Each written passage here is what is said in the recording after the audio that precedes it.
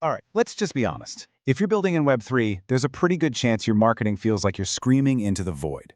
You're putting in all this work, making tons of noise, but the results, they're just not showing up. So let's break down exactly why it's not working. I mean, you know the drill, right? You're grinding it out on Twitter, you're all over Farcaster, just pushing out content day in and day out, just trying to stay relevant in the feed. And hey, look, the numbers are going up. That follower count looks pretty good, and it feels like progress, doesn't it? It feels like you're actually building something real. People are liking your posts, they're retweeting, maybe dropping a few comments here and there. So on the surface, it really seems like things are working. The activity is there for sure. But then there's that nagging feeling you just can't shake, that for all the noise, for all the likes and follows, the needle just isn't moving where it actually counts. Your dashboard tells the real story, the one that's a little harder to swallow. You're not getting real users.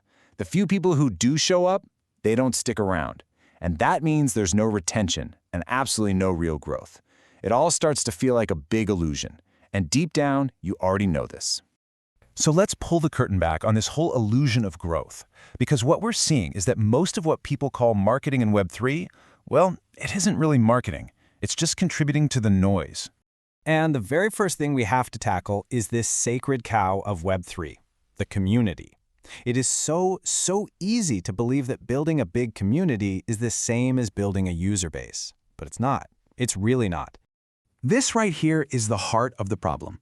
We have to separate the vanity metrics from reality. Look, a huge follower count doesn't mean people are actually using your product. A super busy Discord could just be a fun place to hang out, not a sign that people are sticking with you. And all those retweets, they feel great, but they are no substitute for actually building a product that people need. Just let this one sink in for a second. If your project just vanished into thin air tomorrow, would those people in your Discord even care? Or would they just move on to the next shiny new thing? That, right there, is the ultimate test. Okay, so let's get specific. Why is this happening over and over again? Well, it turns out there are a few very common traps that almost everyone is falling into. First up, the old Web3 classic, the airdrop. I mean, look at this. On launch day, you get this massive, beautiful spike in activity. It feels incredible, like you've totally made it. But then, what happens just 1 week later? Engagement falls off a cliff. They came, they claimed their tokens, they sold them, and they left. And you are right back at square one. The hard truth is, airdrops don't build a user base. They just attract tourists. You're not building a city full of loyal residents. You're just renting the attention of people who are just passing through for a day. All right, the next big trap is messaging. Seriously, how many projects have you seen that sound exactly like this? A decentralized infrastructure layer enabling scalable composability. It's just a salad of jargon that sounds kind of impressive, but means absolutely nothing to a real person. And here's why that's so dangerous. If people don't understand you, they're not going to trust you. It's really that simple. All that complex language you think makes you sound smart is actually just building a giant wall between you and your potential users. You know, all of this really points to a much bigger problem. In the mad rush to create hype, the absolute basics of marketing just got thrown out the window. Who is this actually for? What problem are you really solving for them? And the biggest question of all, why should anyone even care? Instead of figuring that out, you jump straight to shilling, and that's why you're stuck. And this brings us to a really uncomfortable truth. The problem isn't that you're not working hard enough. I know you're putting in the hours. The problem isn't your effort. It's your strategy, or lack thereof. This is the fundamental disconnect.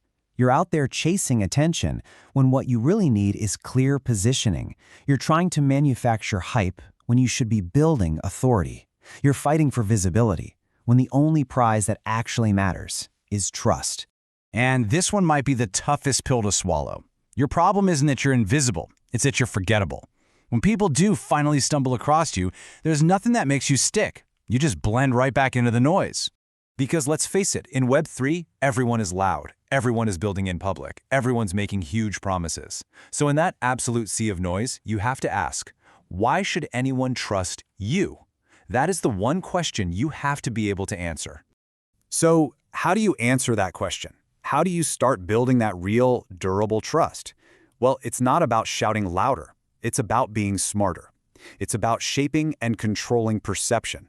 And the mechanism for doing that is good old-fashioned public relations. This is the key principle you have to get. People are automatically skeptical of what you say about yourself, but they trust what they find about you from other people. Real credibility isn't built on your own Twitter feed. It's built when they find you mentioned in a news article or see you on a podcast they already love. And this creates a very clear step-by-step path to real growth.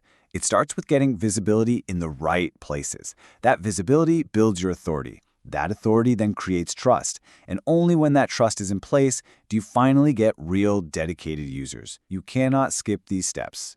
I mean, think about it for a second. An investor or a potential partner is thinking about working with you. What's the first thing they do? They Google your project. And what do they find? If it's just your own website and your Twitter account, you look small. You look risky. If you don't exist outside of your own little social media bubble, then to the rest of the world, you don't really exist at all.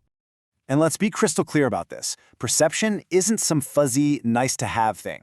It is the #1 driver of every single key decision that will determine whether your project lives or dies. Because at the end of the day, perception is reality. Investors fund the projects that look credible because they have that external validation. Users, in a space filled with risk, adopt what feels safe and legitimate. And potential partners, they're always going to choose to work with the project that seems established and real. How other people see you decides everything. So, after all of this, we arrive at the final crucial takeaway. The struggle that you're feeling, the low engagement, the lack of growth, that's not the real problem. It's just a symptom.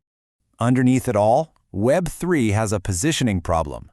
You're not failing because your tweets aren't good enough. You're failing because you haven't given the market a compelling reason to see you as credible, trustworthy, and authoritative. So the question to leave you with is this. Are you just making noise, or are you actually building the signals that prove you deserve to be trusted? Fix your positioning, and you will fix your growth. Subscribe and visit Web3 Newswire for visibility and credibility of your Web3 projects.